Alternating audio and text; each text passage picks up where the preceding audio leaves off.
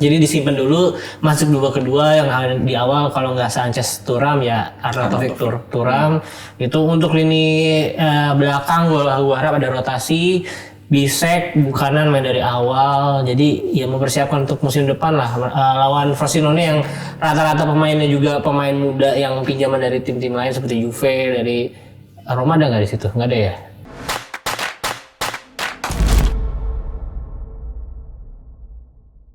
Halo Tifosi, welcome back to Pinball, channel khusus yang membahas sepak bola, khususnya Serie A. Andiamo. Pada kali ini kita akan membahas prediksi Giornata ke-36. Bahasa Italianya apa? 36. Apa? Tresikso. Nggak tahu ya. Mungkin teman-teman kalau tahu jadi bahasannya komen. Nah, gue selama ini kita udah terbiasa tidak bersama Rangga ya. Dia ditemani oleh Bang Wai Florenzi. Dan juga Rejo. Makanya pakai jaket dia. Agak menggigil ya. Lagi lemes. Oh, kenapa? Romanya udah menang. Ya. Ini di sini nanti kita bahas Roma akan seperti apa di match berikutnya, dan tentu saja tidak lain dan tidak bukan Ali Gemoy. Sekarang main gitar dia. Gitaris gue udah beralih lah. Mau opening ya. Kita video opening belum jadi ya, Duta tolong. Duta Salon 7 Bang yang edit. Iya. Keren Jangan kasih tahu. Ali yang ngisi Duta Salon. Yuk lanjut. Oke, ini di match yang kita masih merindukan punditnya ya. Bapak Bintang yang masih kena water cacar. Cacar bahasa Inggris apa ya? Small pox. Water pox. Juventus akan melawan Salernitana, di mana Juventus juga sering kali mengalami hasil-hasil yang tidak memuaskan, terutama kemarin juga Bisri lawan Roma. Ini tapi Salernitana juga lawan yang cukup mudah sih sebenarnya. Betul. Nah, ini kalau dari pembahasan tadi karena saya tidak di briefing, ini siapa yang membahas ya? Juventus Salernitana.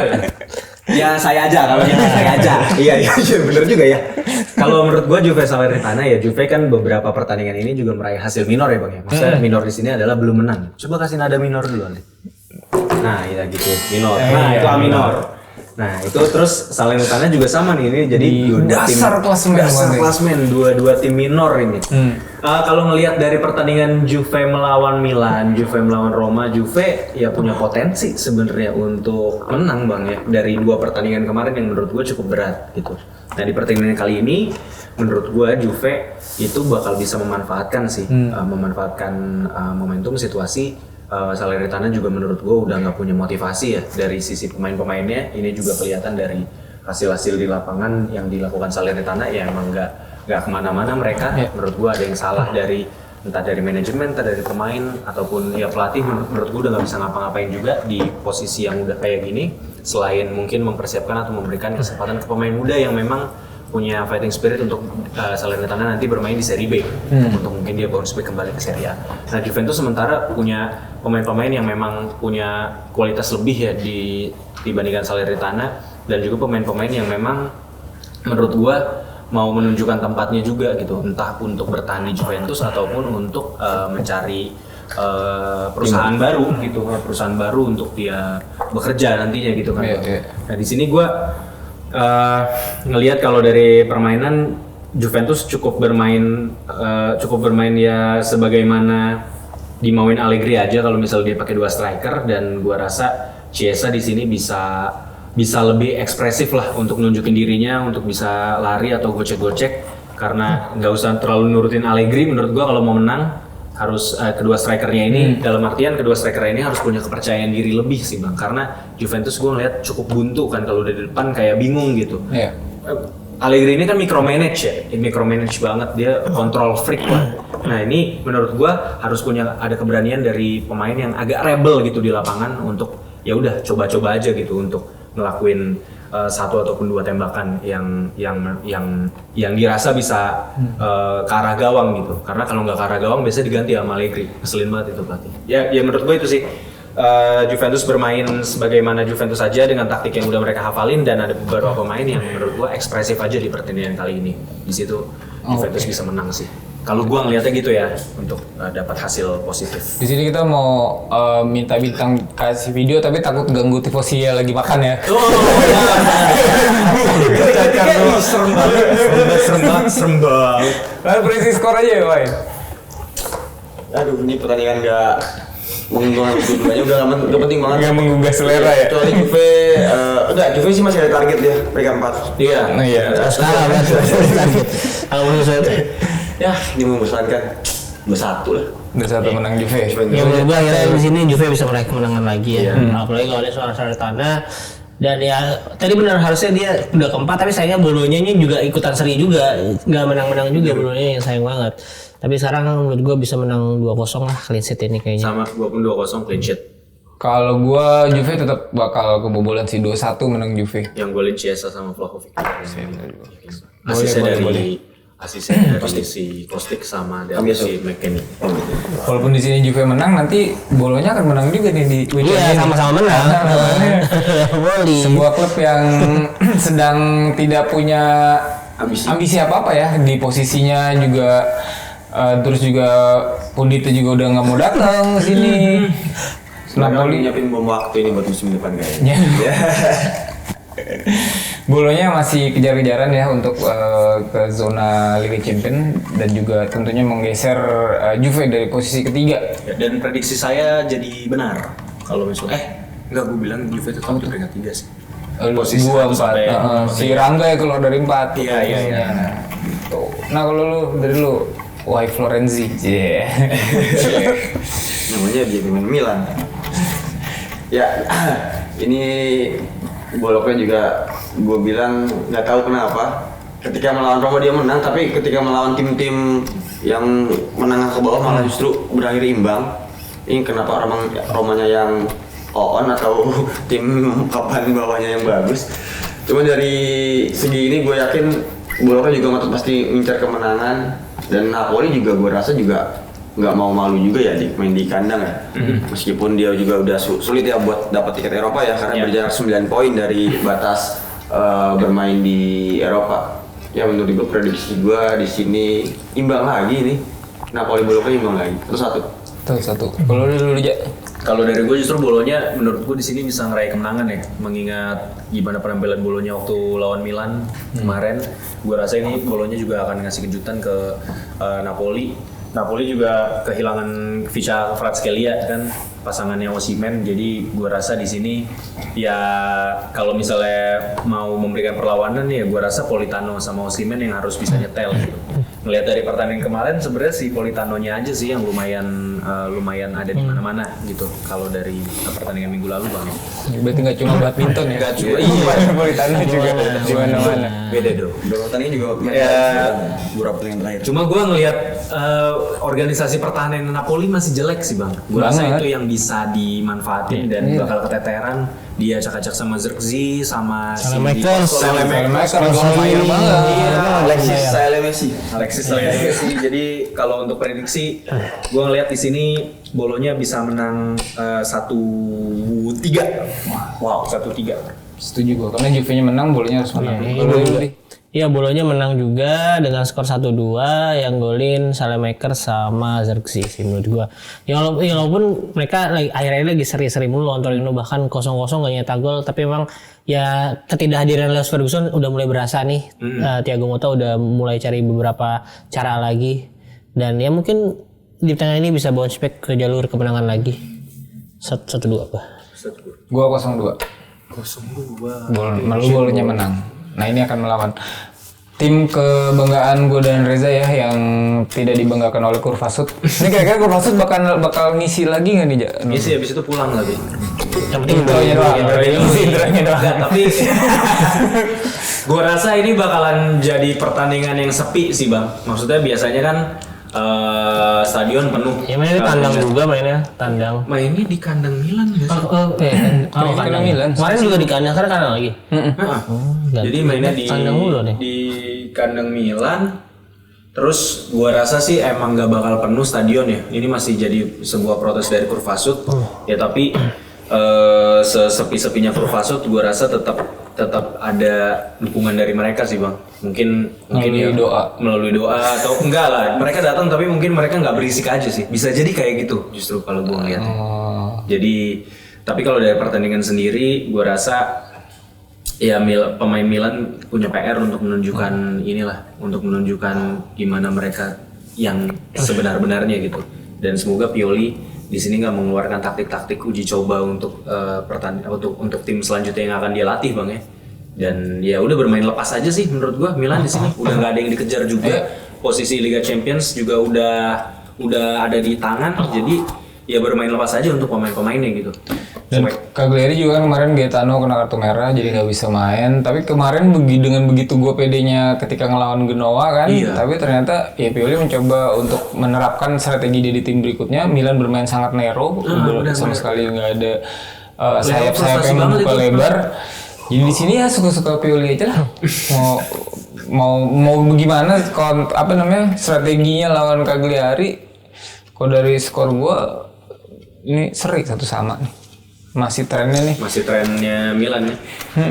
Oke. Kalau gue berharap Cagliari bisa nahan Milan supaya karena mereka belum aman juga dari degradasi ya, masih di posisi 14 atau 15. 15 ya dengan 33 poin, beda 4 poin doang dari Sassuolo. Jadi gue berharap nambah 1 poin lagi untuk 3-4 biar nggak kekejar sama Sassuolo. Misinya di situ. Misinya di situ dia. Ali pembenci Sassuolo.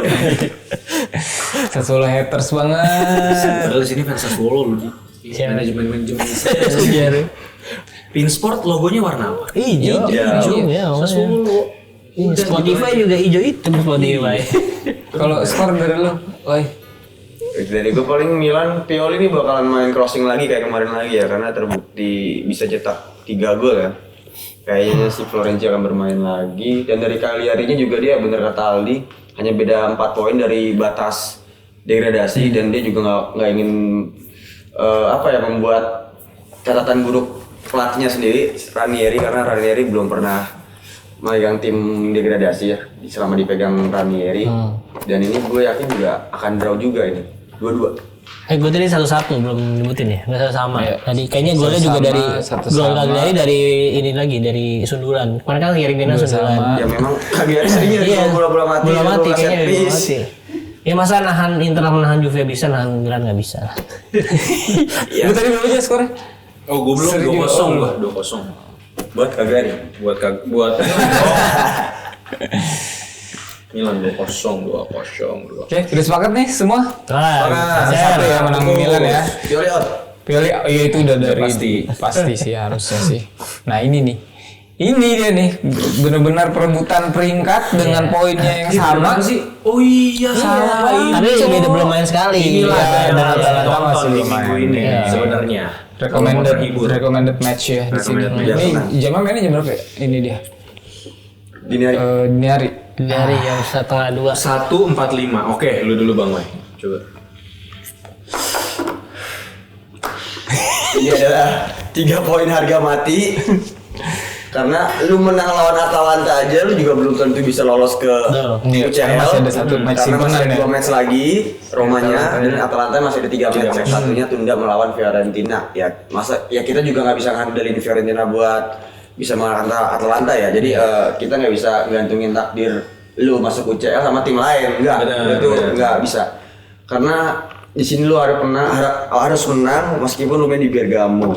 Karena kita kalau main di Bergamo itu memang kesulitan juga ya main di Bergamo ya, apalagi ya dari sisi supporter juga kita akan crash juga dengan Bergamo. Itu yang menyulitkan juga buat para pemain Roma dengan sedikit ya yang akan bertandang ke Bergamo. Kalau dari secara teknis ya Roma tetap banyak yang sudah bisa bermain ya. Untungnya sudah tidak ada yang cedera. Begitupun Atalanta, mungkin Atalanta hanya Rafael Toloi sama Sead Kolasinac yang tidak bisa bermain karena cedera. Akan tetapi 2 tim ini kan semifinalis UEL ya.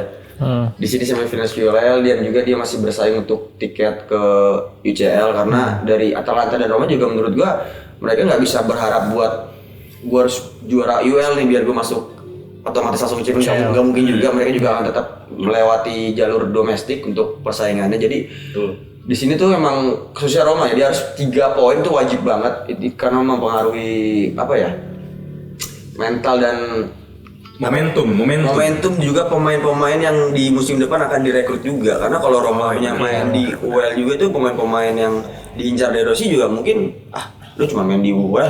Ya apalagi di Bala udah cukup lah main di UEL 1 musim doang gitu, ke main lagi gitu lagi Iya, kayaknya. 2 musim. 2 musim kemarin juga. Oh iya. Orang level gue UCL gitu. Nah, ya kan itu juga mempengaruhi juga, jadi emang di sini wajib banget 3 poin, tapi gue masih yakin Roma masih bisa survive di Serie A di 3 pertandingan terakhir, dan berharap Atalanta juga terpleset, karena jika ini Roma menang pun melawan Atalanta, Roma unggul 3 poin tapi Atalanta masih misalkan 1 pertandingan tunda melawan Fiorentina, dan prediksi gue di sini Roma bakal menang 3-1. 1-3 berarti ya. 1-3 Mungkin gue langsung prediksi aja Bang, ya kan mainnya 1-4-5. Ya. Kadang-kadang aneh. Mau lagi mana? 1-4 tambah 5 10 tambah 5 10. Berarti 1-0 untuk Atalanta. Nice. Sudah mulai deh. Ya udah dulu di Ketularan. Nabi Rangga. Iya, gua kan kemarin kan Roma nggak lolos WL nih, kalau semalam nih walaupun gitu. Roma nggak lolos ke final, Atalanta lolos. Jadi Atalanta. Iyalah, ini kita ngetek hari Selasa ya. Ini kayaknya Atalanta bukan ngalah sih, berarti agak terlena dengan kelolosan yang kemarin ya. Jadi kan karena pas banget kan habis main lawan Marseille, selanjutnya lawan Atalanta kan. Jadi agak sedikit fatigue lebih banyak ke Atalanta berkurangnya, walaupun Roma yang bermain tandang ya. Jadi Roma bisa menang di sini 1-2. Dan ya bisa mempertahankan zona UCL sih menurut gue. Kayaknya Atalanta yang bakal mencoba untuk lolos lewat jalur juara UEL. Untuk mencegah Leverkusen merajalela ya. Iya, karena mereka lawan Liverpool aja bisa, apalagi lawan Xabi Alonso. Champions League. Ya kalau gue ini angin berat sebelah ya, gue rasa kalah angin nih Roma dari dia bertandang ke Leverkusen, kemudian Atalanta mungkin euforia dia udah menang lawan Marseille, dan Roma bisa jadi takutnya terpukul seperti ketika Inter kalah sama Atletico. Oh iya, itu aja sih. Iya, bisa sih. Tapi gue berusaha lebih fair di sini, mungkin seri 1-1 gitu. Masuk akal juga sih kalau seri. Iya masuk akal, cuman Lebih berat lagi ke Romanya. lebih berat lagi ke Roma. Jadi Roma sama Atalanta ini sama-sama ya dalam jadwal, memang mereka termasuk yang paling padat ya di Serie A ya berdua ya. Apalagi sama masing-masing masih punya laga tunda. Tapi Roma udah selesai laga tundanya, sedangkan Atalanta masih belum, dan dia masih bermain di UEL juga. Kelelahan pasti, tapi pembedanya di sini adalah lawan yang dihadapi oleh masing-masing. Iya. Atalanta cenderung lebih tim menengah ke bawah, kecuali yang Roma ini ya. Sedangkan Romanya tuh kemarin menghadapi Napoli, Juve, Bologna, dan melawan Atalanta. Jadi ya di sini ya memang bener kata Bang Bara, agak berat sebelah. PR besar banget buat DDR di sini. Tapi ya kalaupun Atalanta berhasil lolos ke final, gue berharap Atalanta bisa juara, jadi setidaknya ada 6 ya. Ada 6 dan Atalanta yang agak sedikit melepas di Serie A-nya. Betul. Karena kita harus berkolaborasi sama tim Italia biar sabun. Biar wakil kita 6. Biar wakil kita 6 di musim ke depan. Tapi lawan Fiorentina kapan Lu nggak mau ngarep Fiorentina, ngarep beginian. Tapi Fiorentina lawan Atalanta kapan sih? Udah ada jadwal belum sih? masih belum TBC. Kalau dia nunggu final juga soalnya ya? Iya, masih belum. Tapi Fiorentina abis kalahin Sassuolo 5-1, makanya susah juga. Yang terakhir dikalahin Sassuolo lagi Fiorentina. Ya mudah-mudahan Inter bisa melupakan dulu lawan Sassuolo ya, karena ini next akan tim yang mirip-mirip juga di posisi-posisi bawah nih. Iya, dulu aman juga. Presiden nih gimana nih? Motifnya akan sama nih. Iya, maksudnya melawan tim yang hampir degradasi atau terancam degradasi sih harusnya Inter bisa memanfaatkan itu ya, dimana Rossoneri juga nggak bakal main bertahan full di awal laga gitu, jadi mencari gol. Nah itu harus dimanfaatkan Inter. Gua harap sih yang Lautaro disimpan dulu lah, karena dia mungkin udah agak kelelahan juga, dia juga udah agak frustasi nggak gol-golin juga dari Februari, pokoknya udah lama banget. Jadi disimpan dulu, masuk babak kedua yang di awal kalau nggak Sanchez Thuram ya Arnautovic Thuram. Itu untuk lini belakang gua harap ada rotasi. Bisek kanan main dari awal, jadi ya mempersiapkan untuk musim depan lah lawan Frosinone yang rata-rata pemainnya juga pemain muda yang pinjaman dari tim-tim lain seperti Juve, dari Roma ada nggak di situ? Nggak ada ya. Pokoknya tim-tim itu banyak pemain dia pinjaman. Harusnya sih ya bisa lah memanfaatkan serangan balik lawan Frosinone, walaupun ya sebenarnya Inter dengan bermain kayak di leg pertama lawan mereka juga yang waktu golnya di Marco yang itu ya itu juga sebelum gol itu juga agak kesulitan sebenarnya. Itu setelah gol itu mereka agak terbuka nyari gol, gol penyimbang, baru lebih cair mainannya. Ya gue rasa sih gue nggak mau nebak 0-5 salah lagi, ini tipis-tipis aja lah. 0-2 Inter bisa menang. 145 bang, 1-0 lagi. 1-0. Menang Frosinone menang. Frosinone menang. Gokil. Lu Dari gue pribadi, ini Frosinone juga lagi tren bagus ya di 5 pertandingan terakhir belum kalah ya, hanya kebobolan 2 gol dari 5 Tiga. ya terakhir. Oh ya dua Hanya ya. kebobolan 2 gol dan dia juga Napoli. masih berjuang untuk menjauh dari zona degradasi. Gue yakin ini bakalan memberikan motivasi lebih dari Frosinone-nya. Berakhir imbang ini menurut gue sih. skornya sama. Lu nggak berani prediksi Inter menang gede, gue udah prediksi 0-4 menang Inter. Biar Sassuolo nggak degradasi. Enggak, ini lah abis lawan Inter gampang-gampang lawan Frosinone. Jadi lawan Inter kalah dulu nggak apa-apa lah. Nah itu kalau dari kami, kalau teman-teman tifosi gimana? Jangan lupa juga kita ada link Saweria. Buat yang lain gantian sama Bang Arnold ya mungkin biar nanti ada episode ini didukung oleh gitu ya. Iya benar. Sport by. Duta Salon 7. Tali sepatu lepas. Bisa. Di atas. Oh ini jersey apa nih? Baru Klub Indonesia Jakarta. Ini polyflex ya? Bukan. Oh rubber. Bukan apa sih namanya? Apa ya, Pak? Ya, 3D apa gitu? 3D Ayat printing. tadi. Apa itu? Kayak lebih bagus daripada jersey timnas. Gue juga tahu nih tanya apa gue nggak tahu. Tapi bagusan ini tuh bang tuh. Ini ada angkanya mas. Balik. Ada tujuhnya. Yang penting gue tempat posisinya yang penting gue. Artis apa? Ih bintangnya baru 1. Ya. Ini baru 1 sih. Itu 77. Sini ada 7 puyer 16. Iya. Ayo Cur. Ini kok nggak ada angkanya? Bintang 7. Ya udah. Ya udah gitu aja lah. Kita udah bentar lagi mau diusir ya, udah makin maghrib dari pasar Kampung Ambon. Kami melaporkan dari Jakarta Timur ya teman-teman.